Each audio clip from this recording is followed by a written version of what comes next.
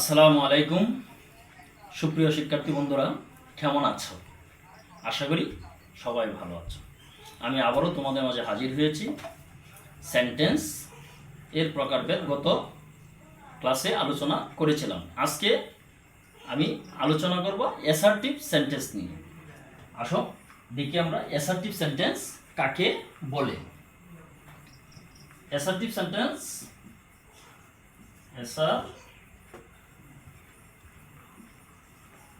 assertive sentence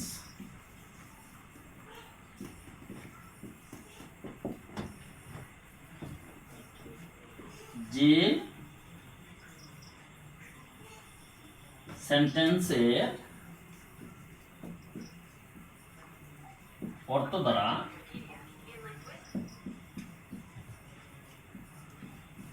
বিবৃতি বা বর্ণনা প্রকাশ পায় তাকে অ্যাসার্টিভ সেন্টেন্স বলে।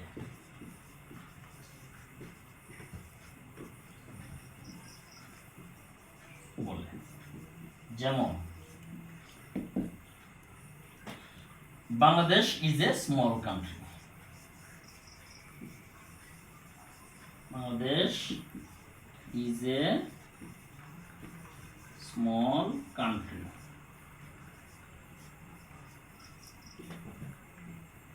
Bangladesh is a small country. এটি একটি অ্যাসার্টিভ সেন্টেন্স, কারণ এটা দ্বারা বিবৃতি অথবা বর্ণনা প্রকাশ হয়েছে। যেমন আরেকটু উদাহরণ দিই, he goes to market. He goes to market, সে বাজারে যায়। আই ইট রাইস, আমি ভাত খাই। এরকম ধরনের বাক্য যখন আমি বলবো, সকল বাক্যগুলোই হবে অ্যাসার্টিভ সেন্টেন্স। তাহলে অ্যাসার্টিভ সেন্টেন্স কত প্রকার? দুই প্রকার। আমরা লিখব অ্যাসার্টিভ সেন্টেন্স দুই প্রকার।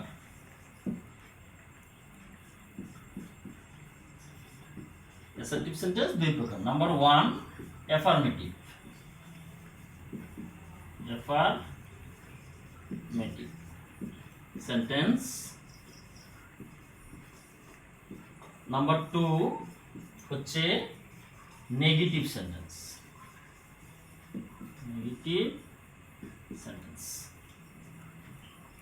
অ্যাফার্মেটিভ সেন্টেন্স হচ্ছে হাবোধক বাক্য, আর নেগেটিভ সেন্টেন্স হচ্ছে নাবোধক বাক্য। তাহলে আমরা এখন জানবো অ্যাফার্মেটিভ সেন্টেন্সটা কি। যে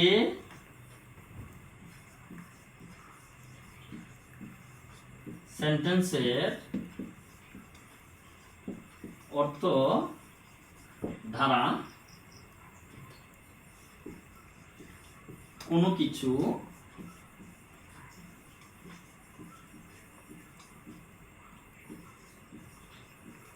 স্বীকার করা বোঝায়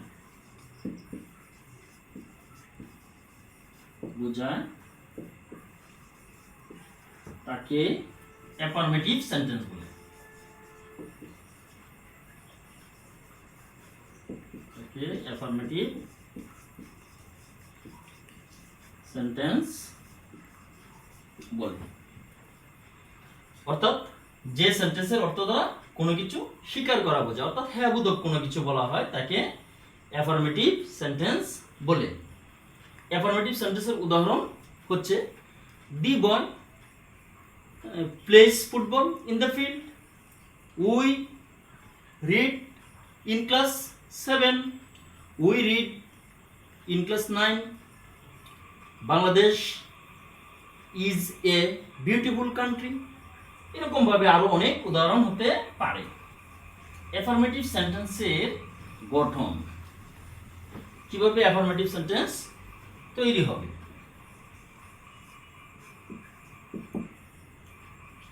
আমরা অ্যাফার্মেটিভ সেন্টেন্সের গঠন হচ্ছে subject plus verb plus object plus extension.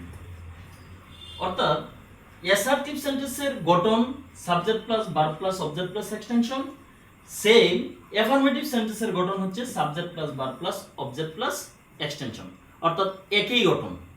তাহলে আমরা জানতে পারলাম যে অ্যাসার্টিভ সেন্টেন্সের গঠন subject plus verb plus object plus extension, আবার অ্যাফার্মেটিভ সেন্টেন্সের গঠন হচ্ছে subject plus verb plus object plus extension. এবার আমরা জানবো নেগেটিভ সেন্টেন্স কাকে বলে। নেগেটিভ সেন্টেন্স কাকে বলে? নেগেটিভ সেন্টেন্স যে সেন্টেন্সের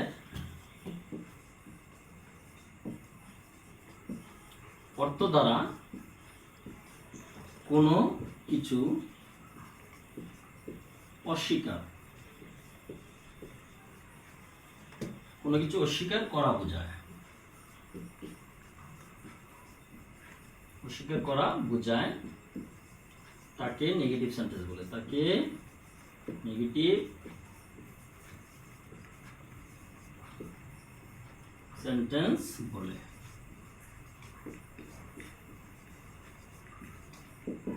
অর্থাৎ কোনো কিছু না করা। যেমন আমি যদি বলি যে আমি বাজারে যাই না, I do not go to market. I do not go to market. He does not do the work. এমনি ভাবে যদি বলি he did not make a garden, we do not read the book, এগুলো হচ্ছে আমাদের নেগেটিভ সেন্টেন্স। এরকম ভাবে আমরা যখন যতগুলো নাবোধক বাক্য বলবো সবগুলো হচ্ছে নেগেটিভ সেন্টেন্স। এখন আমরা জানব যে নেগেটিভ সেন্টেন্স কিভাবে গঠন করা যায়। নেগেটিভ সেন্টেন্সের গঠন subject plus auxiliary verb, verb plus not plus মূল verb plus object plus extension. অর্থাৎ আমার নেগেটিভ সেন্টেন্স তৈরি করতে হলে লাগবে subject plus auxiliary verb plus not plus মূল verb plus object plus extension. যেমন he did not go there, সে সেখানে যায়নি। I do not write the book, আমি বইটি লিখি না। You are not a student, তুমি একজন ছাত্র না। We do not make the car. এভাবে আমরা কি করতে পারি? নেগেটিভ সেন্টেন্স তৈরি করতে পারি। তাহলে আমরা জানি সাবজেক্ট এরপরে কি লাগবে? অক্সিলারি ভার্ব এবং নট প্লাস মূল verb plus object plus extension. তাহলে আমরা এতটুকু জানলাম। এখানে প্রশ্ন হচ্ছে যে সাবজেক্ট কাকে বলে? সাবজেক্ট কাকে বলে? যাকে উদ্দেশ্য করে কোনো কিছু বলা হয় তাকে সাবজেক্ট বলে। যাকে উদ্দেশ্য করে কোনো কিছু বলা হয় তাকে সাবজেক্ট বলে। আর অবজেক্ট কাকে বলে? আমাদের জানার দরকার হচ্ছে অবজেক্ট কাকে বলে।